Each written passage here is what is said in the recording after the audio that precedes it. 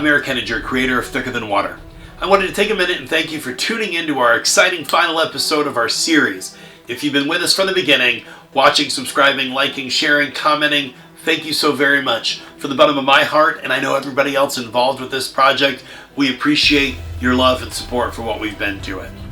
I want to take a moment also and thank our wonderful creative team of people that have been a part of this project, our producers and directors, John Strang, David Whitaker, Loretta Henninger, Ian C. Scott, Todd Bagley, Jeff Day, and our wonderful and amazing director of photography, Lee Clements, who made us all look good.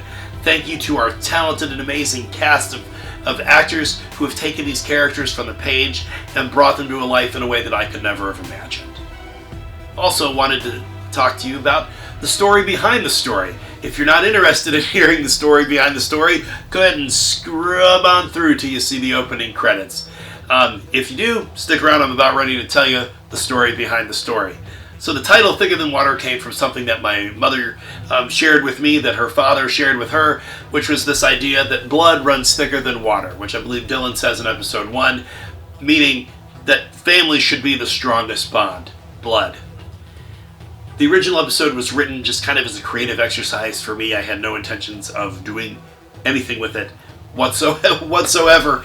And in between writing it and us actually filming it, I lost my 16-year-old son and kind of just shelved everything for a while anyway.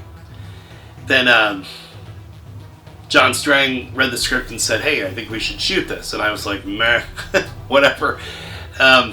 Didn't really want to get into that. And then Lee Clements called and said, "Hey, I've got some gear I want to test. Do you have something you'd like to shoot at night?" Well, that episode was written to be shot at night. So anyway, so we filmed it, and then David Whitaker was like, "This needs to be a series." So we were like, "We need more episodes." So then my personal journey started to influence what I was writing, and I found that this was one way for me to kind of therapeutically and cathartically work through some of my grief. So the story really just became about Tom dealing with great suffering from personal loss and grief. And so my story greatly influenced that, and through fictitious circumstances, I kind of therapeutically worked through some stuff that was going on in me. So it was a wonderful experience of that, though it was very difficult at times. And that made me think that if I'm going through this kind of stuff, that maybe you out there are going through this stuff as well. If that's you, if you've experienced a deep personal loss, grief, pain, I want you to know that there is hope in your grief, and that we can live this life with the promise that when it's over, we'll be reunited with the ones that we love. So I hope that gives you some hope and some encouragement today, and some interesting information to take with you and play in some trivia game that nobody will ever play about the history of Thicker Than Water. At any rate, sit back and enjoy the final episode of Thicker Than Water, Showdown.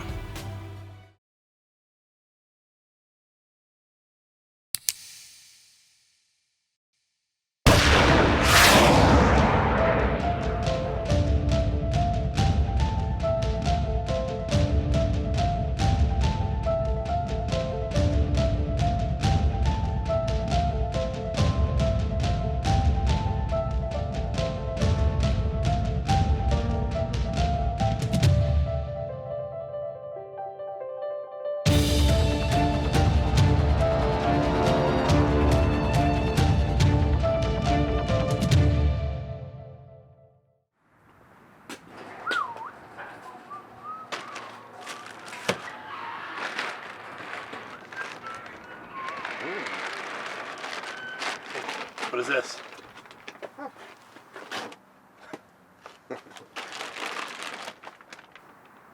What's that? Caitlin. Yep.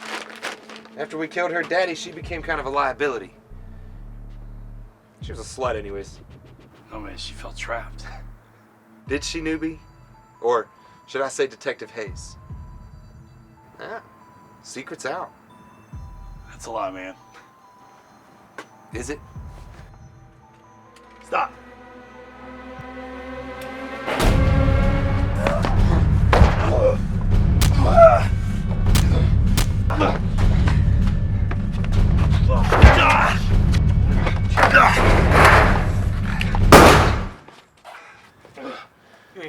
me. You don't have the balls.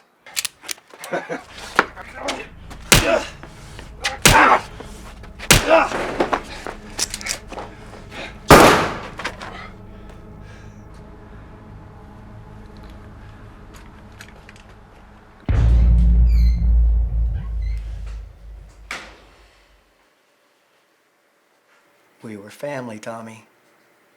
Blood. You took my family. What are you talking about? A year ago, one of your collections gone bad. That's just collateral damage. The collateral damage was my wife and my son. It's just business, Tommy. I'll show you business. Do it. Do it. No, I think this might be just a little too easy. Do it! No, I think the pain of your loss, that's real suffering.